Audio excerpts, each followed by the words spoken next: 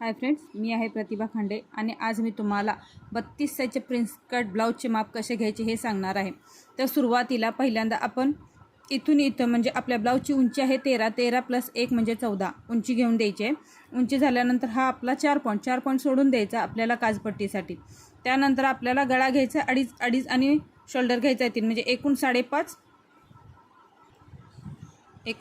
घ्यायचा आहे। 5.5 घेतल्यानंतर गळा खोली आहे 5 इथं घेतल्यानंतर अर्धा इथं वाढवून घेऊन एक इंच इथं घेऊन आपल्याला गळ्याचा आकार देऊन द्यायचा आहे। परत आपल्याला हा घ्यायचा टक्स पॉईंट घ्यायचा 10.5चा टक्स पॉईंट घेतल्यानंतर हा आपल्याला घ्यायचा आहे मुंड्याची खोली आहे 5.5 मुंड्याची खोली घेऊन 32 साईजचे ब्लाऊज असल्यामुळे 8 इंच इथून घ्यायचं आहे आणि इथून घेतल्यानंतर 2 इंच त्यात प्लस करायचं आहे मार्जिनसाठी।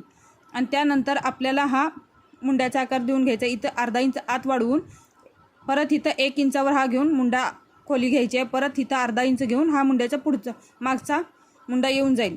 त्यानंतर आपल्याला इथून इथं घ्यायचं आहे अडीच घेतल्यानंतर हा जो पॉईंट आहे हा 3.5ला जोडून घ्यायचा आहे।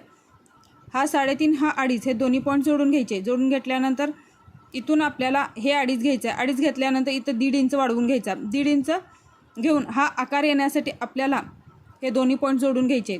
हे दोन्ही पॉईंट जोडून घेतल्यानंतर आपण इथं वरती 1.5 इंच वाढवून घ्यायचं आहे। वरती 1.5 इंच वाढवून घेऊन हा असा आकार देऊन घ्यायचा आहे जो आपल्या प्रिन्स कट ब्लाऊजचा आहे। त्यानंतर इथं आपल्याला राहिलेले पूर्ण माप घेऊन द्यायचे, जे 7.5 जे उरले आहे ते +2 करायचे। हे 2 इंच मार्जिनसाठी आणि हा भाग आहे 9चा भाग असल्यामुळे हे 2.5 वजा करायचे असल्यामुळे इथं 2.5 घेऊन बाकीचा उरलेला भाग आपण इथून माप घ्यायला इथपर्यंत चालू करायचा आहे। Okay, thank you.